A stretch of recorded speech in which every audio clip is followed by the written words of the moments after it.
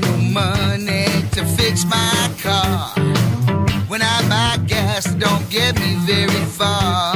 My baby needs some milk to drink, and mama wants her wine. I get a check each week, but I don't know what's mine. I'm losing track, I don't know what to do. I got the budgeting blues. Welcome to Sensible Chat with your host, Centsable Bobbi, the show that is committed to helping people learn positive money mindsets, destroy their debt, reduce financial stress, and break the paycheck-to-paycheck cycle. Today, we're going to chat with Paul Vasey, creator of the financial literacy game Cash Crunch Jr. He'll discuss his game as well as creative ways to teach kids invaluable money management skills. But first, Centsable Bobbi will talk about the magic of Christmas and how to make your dreams come true. So let's get to her, the competent custodian of cash, the hero of hard assets, the boss of budgeting. It is Centsable Bobbi. Thanks, Scott. And Merry Christmas, everyone. We're only a few weeks away, and no matter where you go, you know it's coming. Radio stations are playing Christmas music, homes are decorated to the hilt, every commercial seems to have jingle bells ringing, and the stores are bombarding us with gift ideas and must-have decorations. I'm exhausted just thinking about it. Remember when we were kids and Christmas was a magical time of year? Christmas break meant no school, time to play with friends, no stress. And on Christmas morning, you woke up to all your dreams coming true, right under your very own well-decorated Christmas tree. All you had to do was share your dreams with mom and dad, and poof, Santa provided. Then you became an adult, and Santa no longer came down your chimney with everything you've ever wanted. Suddenly, dreams seemed like nothing more than wishes that would never be fulfilled. We stopped dreaming and started living in the reality of our lives, working day in and day out, almost on autopilot, just to make ends meet and maybe have some laughs with friends on the weekends. We told ourselves that dreaming was a waste of time. Stick with reality. But for many of us, me for sure, we didn't realize that dreaming is the first step, but not the last, toward planning for the life you want. It seems we held too tight to the idea that Santa is the only one who can make dreams come true.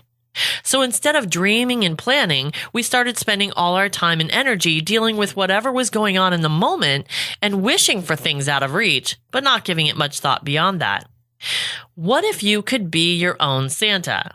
What if you could make your own dreams come true? What if dreams led to goals, which led to well-thought-out plans that were achievable? How exciting would our lives become?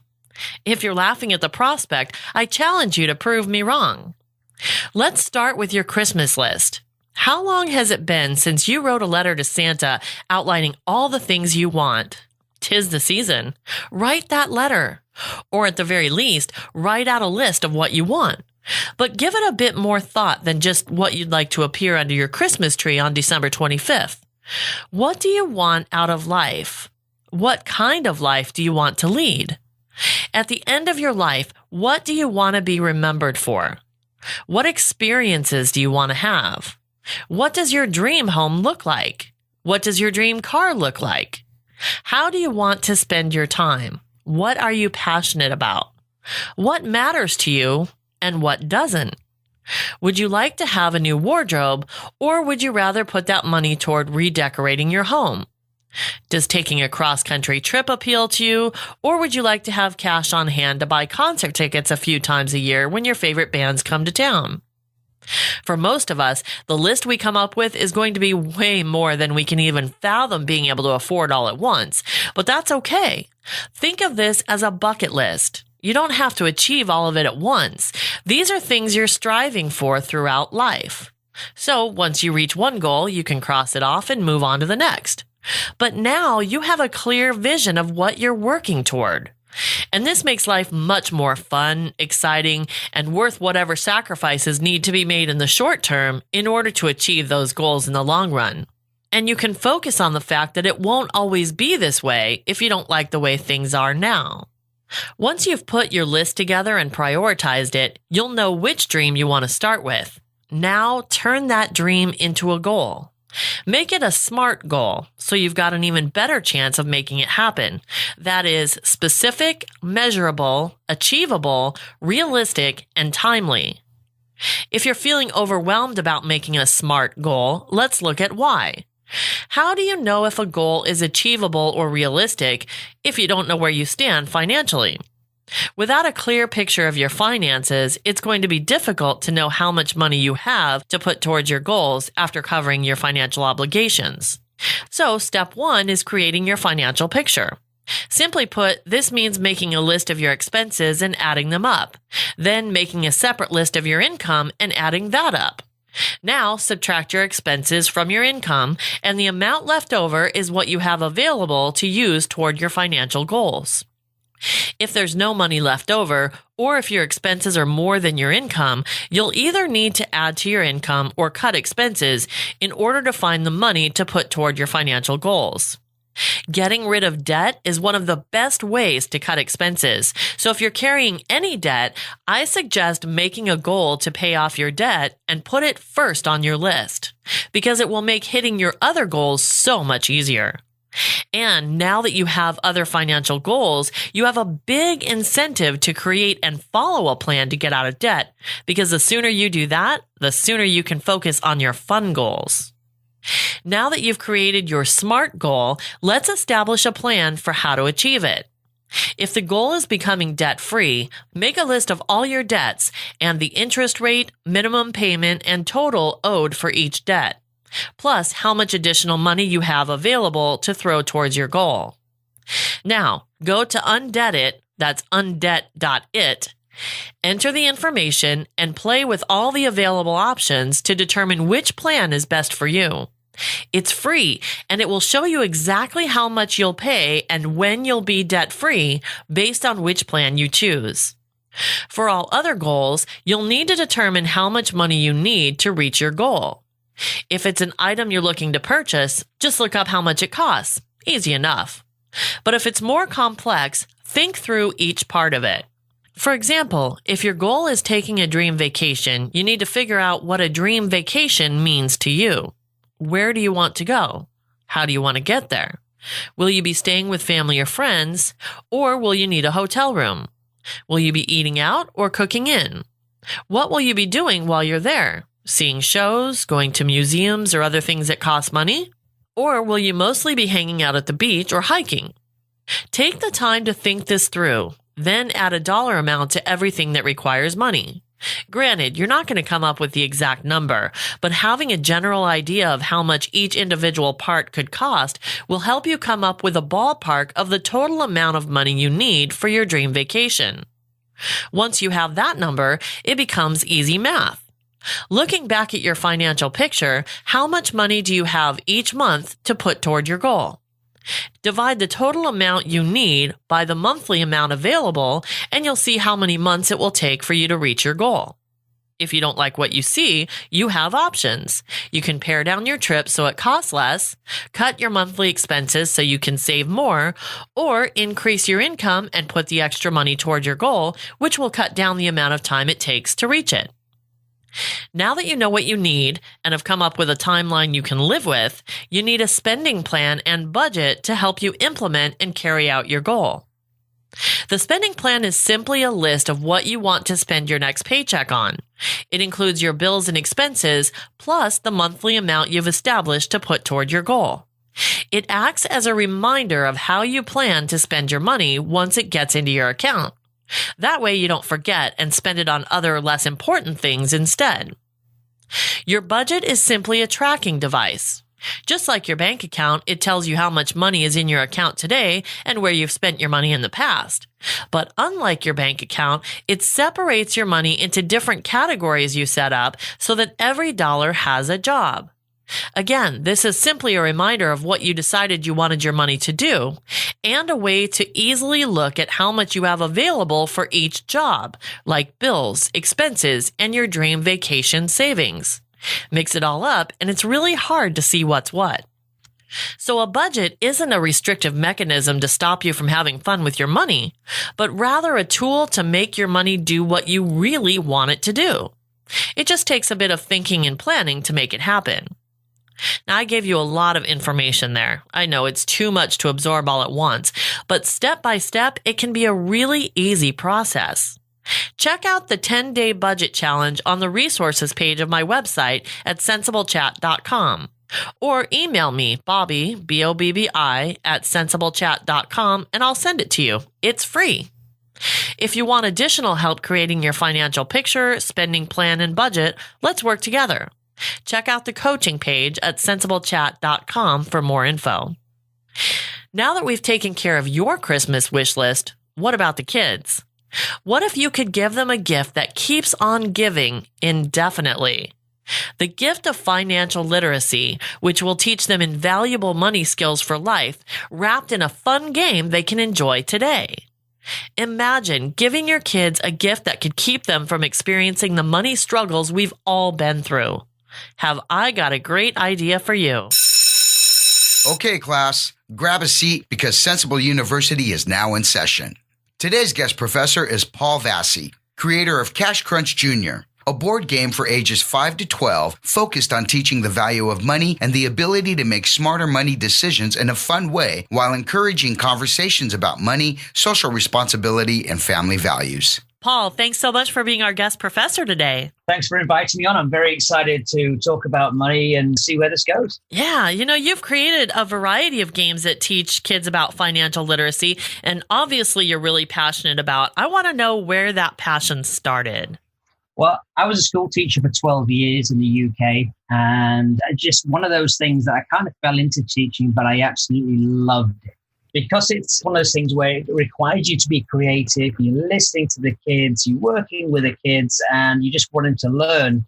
I guess that's what really got the passion started. And when I was teaching, one of the things I actually found was that some of the kids were very intimidated when you asked them straight on questions.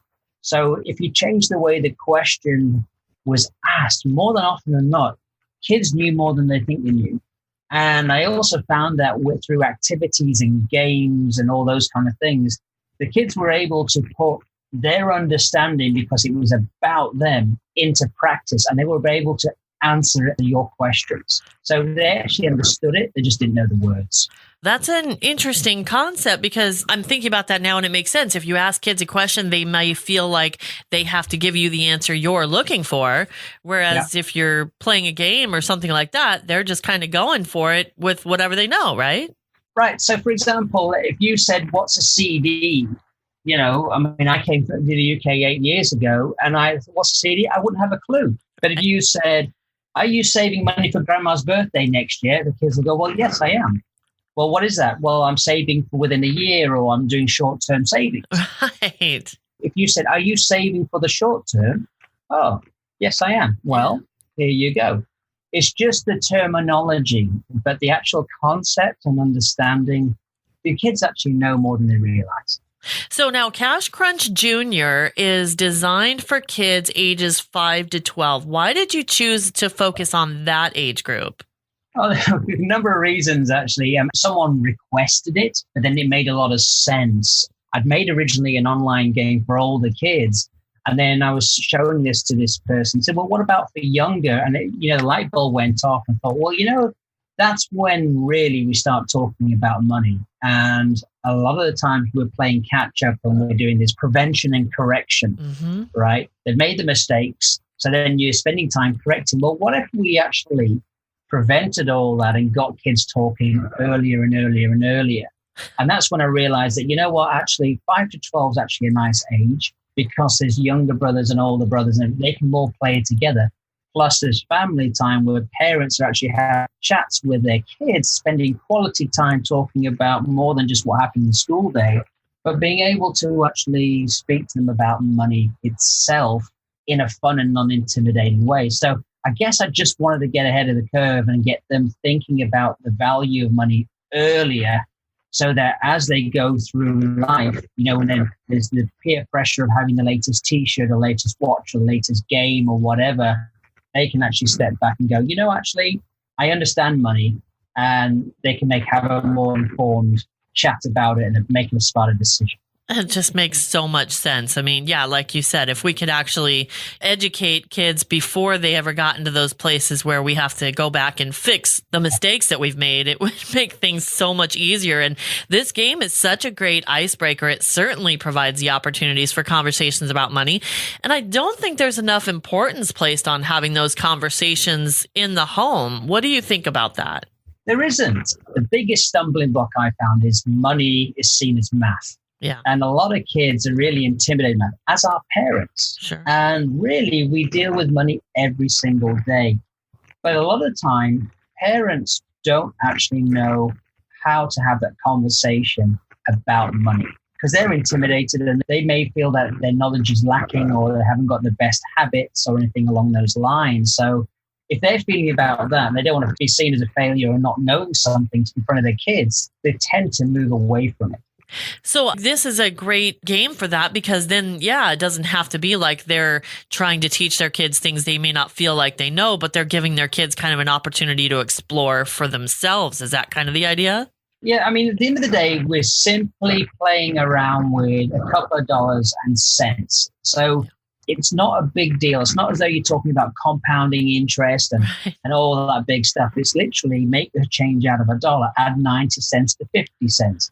So the numbers are really small, so it's not intimidating that way. But the concepts behind it are almost self-explanatory, which allows the adult to get that confidence to speak about it because it's just day-to-day speak.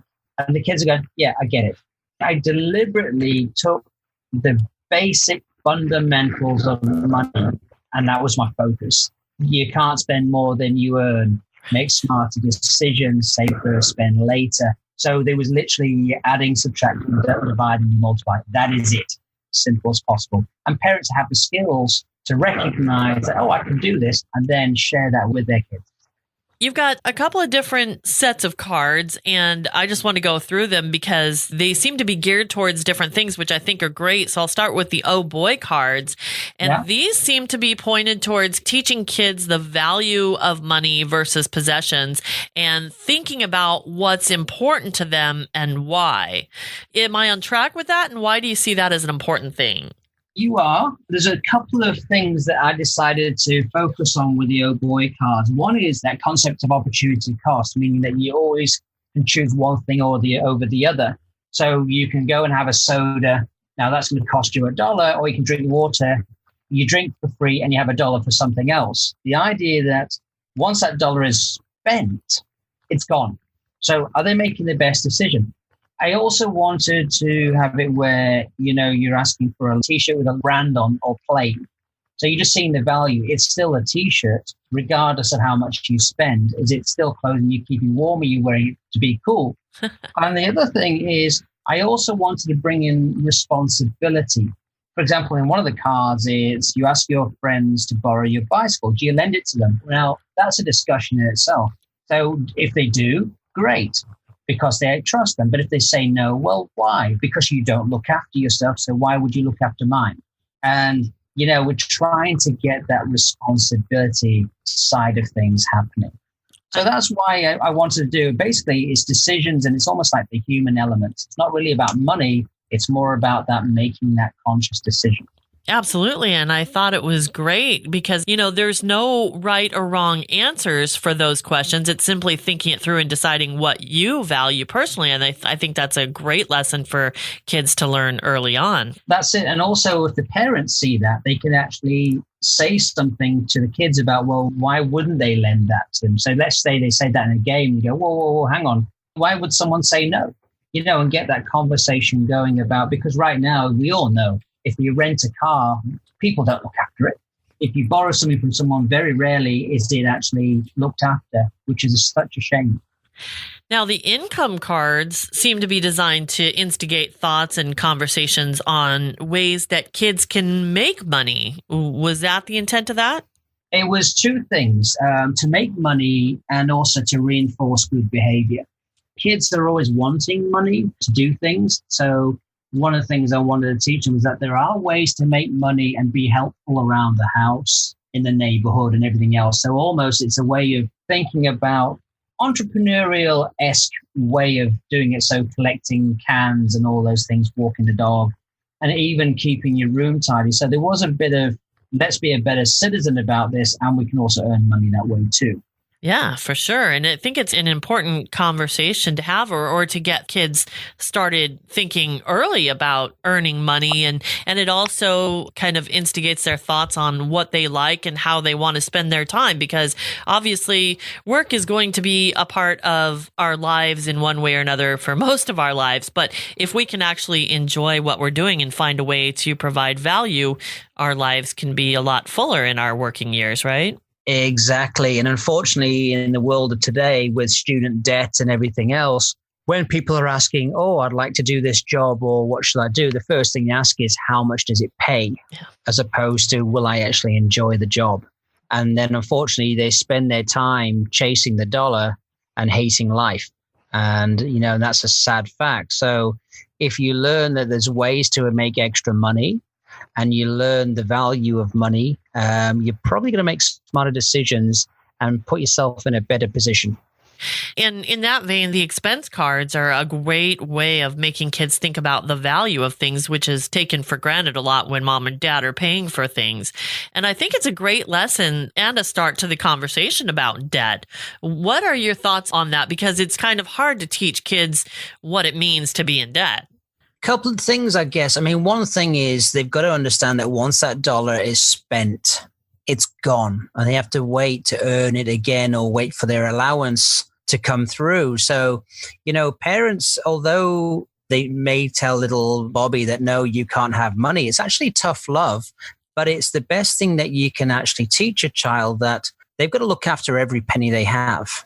If they always think that bank of mom and dad are always going to give them money, where's it going to go? I mean, you see students at UCI and all these universities driving BMWs. Well, what's their next car going to be? Where do they go from there? It's almost like a rite of passage. So with my expense cards, I wanted to show them that they literally have to physically hand the money over and put it into the expenses square with Debbie Debt, so that they're seeing that they've spent that money, and also that there's other ways that money is taken away from them in negative ways. So I'm trying to say to them also that if you've been naughty, you've been careless, if something's happening, you got to take responsibility, and you end up paying a price for things. But if you're good and you're working hard and all those good things, you're rewarded on the other side too. Such an important lesson, and especially if we can get that in the home, in an environment where we know our parents do love us, but like you said, they're going to give us that tough love to teach us lessons that kids need when they go out in the real world, because the real world isn't going to just hand you $5 every time you want it. I mean, that's the reality of it. Exactly. And you see this like at Thanksgiving and Christmas, with parents going to serious amounts of debt and spending the next 6 months on a credit card, paying it all off. And realistically, a lot of the kids open their presents and throw them away after the next 10 minutes. Yeah. And how long has it taken a parent to earn that money? How many hours have they spent at work working to earn that money to buy that gift that's been discarded, and there's no value to it at all?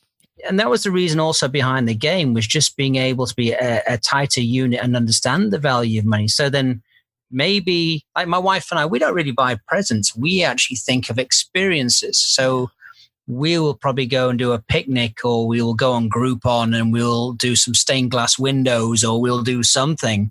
It's a memorable experience, and it's not about spending money. I think that's really important because, like you said, I mean, toys get tossed aside so easily, but if you can create an experience that kids are going to value and remember, that'll always stay with them. Absolutely. There are some that say 5 is too young to be having conversations with your kids about money. They say, let the kids be kids and we'll deal with it later. How do you respond to that? Rubbish. I agree. The moment a child has their hand out and says, Mommy, Daddy, I want, is the time to start talking about money. And whether that's in the supermarket and they're having tantrums or whatever, I mean, that's the time to start having with money, so that they understand that money does not grow on trees. I mean, it's a great myth, but money does not grow on trees. There's only so much. They can have what they are given, whether it's $1 a week, $2 a week, whatever it is, as an allowance. And that's their money. They can spend it how they want, but when it's gone, it's gone. The thing is, money's around us every single day. So whether we're in the shop and we actually ask them, pay with cash, get the child to hand the money over exactly to the cashier, work out how much something's going to cost when you're walking around. Because again, kids are learning math at school. They're learning to add and subtract. So why can't we do the same in a store with these kids?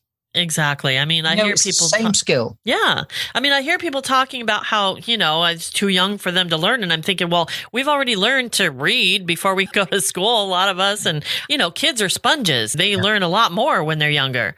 So, but you know what? Then maybe this is the classification. If it's too young to learn about money, are you talking about a mortgage and stocks and investing and depreciation and, compound interest, which, you know what? If you don't have the fundamentals, that stuff is irrelevant. Right. They should know actually how much is in their pocket or in their purse or whatever it is and what things cost so they can see if they have enough money. It's adding and subtracting, which they learn at school right now. I mean, 78% of Americans are currently living paycheck to paycheck. So how easy would it be to break that cycle if kids were taught financial literacy? It wouldn't be a statistic. Exactly. Because this is the problem we have. A lot of people, let's just use round numbers. They get $1,000 paycheck. They think automatically they actually have $1,000 to spend. Now, if you change that mindset and say maybe you have $900 to spend, not $1,000. So you're saving something first and then you're spending, you'd actually make smarter decisions. Also, if you understand the value of money, you will make smarter decisions on what you buy and whether it's worth your time. So when I say the value of money, how long has it taken you to earn that dollar? So for example, let's say we earn $20 an hour. How long did it take you to earn $1 of that time? So, if you buy a watch for $80, is it worth 4 hours of your time for that watch? Yes or no? Mm-hmm. So when you go to spend next time, you'll think, well, is it worth my time for this? So when you go and spending on other things, if you have that in the back of your mind and you understand the value of money, you're going to make smarter decisions. Yeah, that's so important. But, parents are often hesitant to have money conversations with their kids because they don't want to stress them out or they feel like they don't know enough to really educate their kids. So what would your advice be to them? Well, one of the things I think that kids need to know actually how much money there is, what bills have to be paid and what's left over. So one of the great activities I think every family should do, and they don't have to be accurate with this, but whatever they feel comfortable with, get their paycheck and get some Monopoly money and then sit there and you can make the number up so the parents don't feel as though they have to pretend they're making more than they are or whatever. But let's say they put $1,000, $2,000, $5,000 on the table. Then get your electricity bill out, get your rent or your mortgage bill out, get your car payment out, and actually put this out in front of all the kids. So they see where all the money's gone and then say, right, out of all this money, this is your portion. So they know that there's no more money coming because it's all been given elsewhere. But parents should be open because the moment they're open with the kids is, hey, I have money or I don't have money. Basically, kids need boundaries and kids will always push regardless to the point that they get a hard no. Once they get a hard no and you understand that's the hard no, they'll stop asking. The sooner you set that barrier, the more likely the kid's going to be thinking about the next question. How important do you think it is for kids and all of us really to decide what to do with our money before we start spending it? Oh, it's huge. All right, I guess that there's impulse buys like buying gum and all that stuff. But generally, if you know, I always kept a running total in my head of what I was getting and what I'm spending. So I know where I am all the time. I think it's pretty important. But again, if they get into the habit of saving something first and knowing what they have at the end to spend, and once that's gone, it's gone, I think that would fix a lot of the issues. If they know they've got big rent payments, but they're going to go to Vegas for the weekend, they're not going to be able to make payments the next month because they spend it all in Vegas betting on red or black. So that's a big issue. But if they actually know that, hey, I'm going in 6 months to Vegas and I need $1,000, they know they can put so much away and take that money from spending elsewhere. So if they were able to just budget in their head even, by knowing what they know they're going to spend on, then I think absolutely what you're saying is that should be done. Now, your game, Cash Crunch Junior, is a great start to teaching kids about money and inviting those conversations. And you've talked about a couple ways already, but do you have some other ways that parents can continue the conversation and educate their kids at home? Sure. I mean, everywhere you look, there is money. Whether it's a desk, it's a laptop, it's a printer, it's food, even things at the meal table. One of my pet hates is the amount of ketchup that goes on a plate and is never used up. Smaller amounts. Then you can actually say to the kids, right, we're going to go ketchup shopping today. How much is it per ounce? Do we buy a big bottle or a little bottle? Let's think about where this ketchup comes out of the budget. Lights, even phone bills. Get the kids online to find which is the cheapest phone bill. So you're starting to think about comparison shopping. Now they're looking for the best deal for their money. You know, even things like kids leave the lights on, leave the water running, think it's funny to flush the toilets and all, you know, all the wasteful stuff that they do. Get them thinking about how they can actually save money. And it goes back to that monopoly pile of money where you can say, look, we pay this much for phone, on this much for this and this much for that. What if we actually were able to save more money and then use it here? Yeah. Where could we save money? And it just gets kids really thinking about the flow of money. I think that's really great because not only are you involving kids in those conversations, but, you know, instead of, I mean, a lot of parents would come home and go, oh, you kids, you use too much ketchup again. You're leaving the lights on all over the place. And it's a constant fight. But here it can be redirected and actually used as a money lesson. And then if you can get kids excited about what they're saving for, like you were saying, you know, where can we put that money, save it for this and that? What a great lesson. And they actually get excited about it. Well, yeah, and also another thing you could say is, so for example, with your bicycle, or printing's a classic one, isn't it, in the home where kids are just printing crazy amounts of stuff off. Yeah. How much money goes on printing? Did you actually need to do that printing? Sure. You know, so you're putting a value on something all the time. So, yeah, it's definitely learning the value of what it is. And again, going back to the ketchup bottle, if you use less, there's less waste. You don't have to buy as many ketchup bottles. And that's like $2, $3 saved, which could then go into the family community pot, vault, bowl, whatever you want to call it, which could be used for an outing at some point. That could be the reward. So they're looking to save money here, and that the money that's saved at the end of the year or whatever, they end up going on an outing or an activity or doing something. That's awesome. And your game can also be used in schools, and you have some great resources to go with it that are really lesson plans. Are schools beginning to use this? I've had a few schools use them. So a lot of after-school clubs use the game, and some schools use them in the math classes and everything else. I do want to get the word out more so, because it's just a way of breaking down barriers of money and math. What I do like about it is that the kids know how to play the game, and they're always coming up with new rules. And during the game, the teachers can actually make up the rules on their own. So they're changing the dynamic of the game throughout, whether they're increasing the interest rate, or they're saying all costs are doubled, or what, or you only got for the next 10 minutes, everything you do right, you get $1 or whatever. It just changes as much as you want. That's awesome. Because the kids know how to play. And I've actually had one class where I would give them maybe 10 minutes of instruction on what is comparison shopping or opportunity cost or a need and a want. And then I'd say, right, today we're setting up the game, and the kids were straight in the game and said, just leave us alone. We don't need you right now. We just want to play the game. And we'll think about your ideas as we're going along. So that was quite funny, really. You know, financial literacy in schools is almost non-existent, like we were talking about earlier. I mean, they're, you know, being taught math and all of these things, and, you know, leading straight up to college, you're taught all these different things and how to work and everything, but not what to do with your money. So how do we change that? How do we get financial literacy into schools? Well, there's a lot of people doing some really great stuff now, like Jumpstart, Personal Finance Lab, Money Mammals, Sam Rennick with the Dream Big Club. So there's a lot of great people out there, but really it takes the parent to start demanding financial literacy with the schools. Because right now, a lot of schools, it's basically whoever's free to teach something will teach personal finance. And that's the sad part. So really it comes down to the parent knocking on the door and saying, we want financial literacy taught.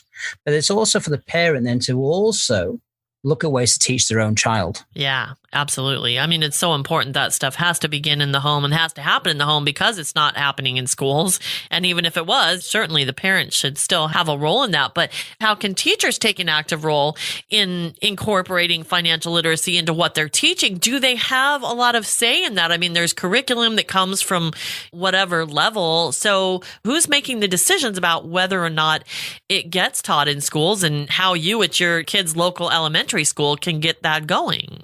There's a number of different ways to do it. I mean, ultimately, the administrators are the ones that really who finally sign off on it and finally do the rosters and the subjects taught and the curriculum in schools. I mean, that's one of the big things that they do.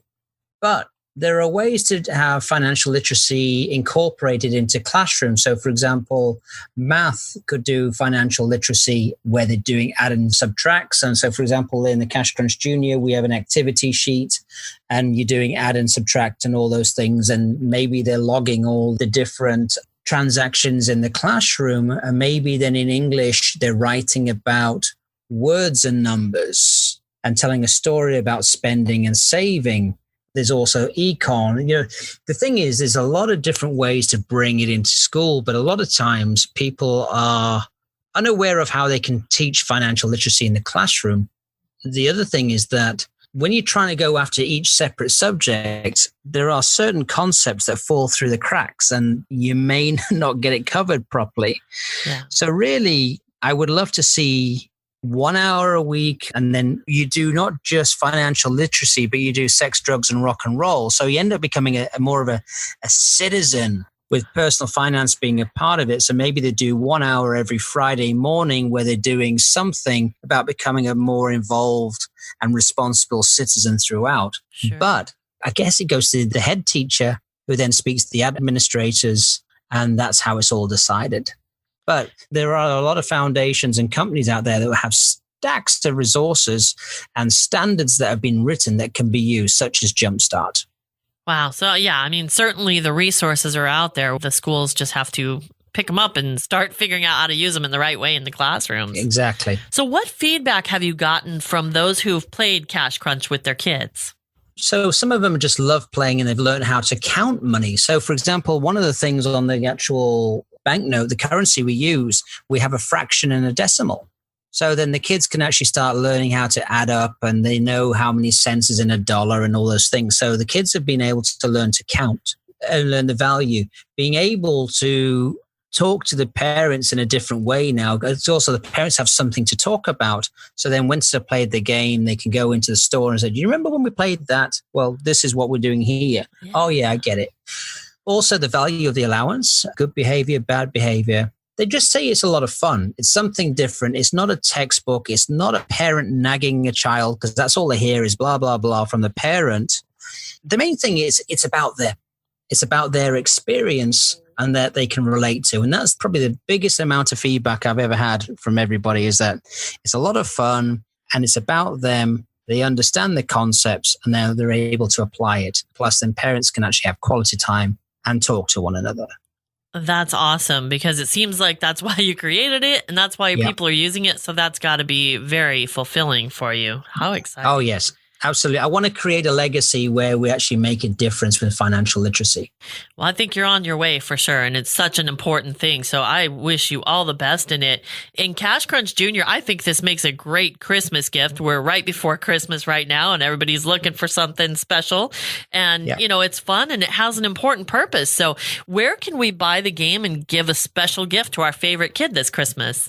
So you literally go to cashcrunchgames.com and it's on there in the product area under Cash Crunch Junior. And with the game, there's downloadable instructions, activities, and all the lessons you spoke about earlier on that if parents want to look at them, they can actually read about what the fundamentals are and actually teach their child. And alternatively, they could even buy a couple for the classroom as a gift to the teachers in the class with all the rules and the lessons so they know that their kids will actually end up being taught. So yeah, cashcrunchgames.com and Cash Crunch Junior. And also they can find it on your page. Yeah. We're going to put a link to that in the show notes page at sensible.chat.com. And it's also on our resources page. So check that out. And it's cashcrunchgames.com. And I got to tell you, as someone who moved constantly as a kid, I love the cloth game board because I always had to throw game boards out as a kid when we moved because there was just no room for them. So this comes in this little tiny box, with this cloth game board that you can just unfold. And it also makes it easier to transport the entire game to a friend's house for a sleepover. Yeah. I made it as a cloth board. A lot of purists like the traditional board, so some of them were a bit skeptical about the cloth board, but I've had very good reviews about that because also when kids get upset or for the classroom, if kids ever threw anything across the classroom, they wouldn't damage or break it. Yeah. Or if they ever spilt on anything on it, they could just wipe it down. So that's why I made a cloth board. And plus it's lighter and it's easier to store, so I could put it in a smaller box so they could be stored. So that was the whole reasoning behind the cloth board as well. Very cool. Well, thank you so much, Paul, for joining us today and talking about your game, talking about financial literacy, and certainly for all the great tips on how parents can teach their kids about money, because I think it's such an important issue that should really start early so that kids can have an easier financial life. We always want better for our kids, and if we can give them a better financial life than we've had, that is a great gift. Absolutely, and thank you very much for having me on. I really appreciate it. A big sensible thank you to guest professor Paul Vasey, creator of Cash Crunch Jr. Visit his website at cashcrunchgames.com. Thanks to Paul Vasey for making my Christmas shopping so much easier this year. What a great gift idea. If you want to buy Cash Crunch Jr. for your kids, go to cashcrunchgames.com and use the discount code SensibleChat20 to get 20% off. You'll also find a link in the show notes for this episode and on the resources page at sensible.chat.com. Paul also shared so many great tips for engaging kids about financial literacy. Parents, let me know how this works for you. It sounds like a lot of fun with a huge payoff for everybody. On the next episode, we're going to chat with Nick Stuller, author of The Truth Shall Set Your Wallet Free. His book is aimed at debunking the myths that prevent people from achieving their wealth goals. He's also founder and CEO of MyPerfectFinancialAdvisor.com, a matchmaking service for people to find the right financial advisor at any income level. I can't wait to chat with him. Check back here on December 9th for that episode. Thanks for listening, and remember to leave a rating and review for this podcast. I would love to know what you think. Until next time, keep spending and saving the sensible way. That does it for this episode of Sensible Chat with your host, Centsable Bobbi. Links for all the resources mentioned can be found in the show notes for this episode at sensiblechat.com. That's sensible with a C. While you're there, find your favorite app to be sure and never miss a show. On social media, look for us on Facebook, Twitter, and Instagram. If you need help with your budget or want to share your thoughts, reach out to Sensible Bobbi through the contact page at sensiblechat.com. That's sensible with a C.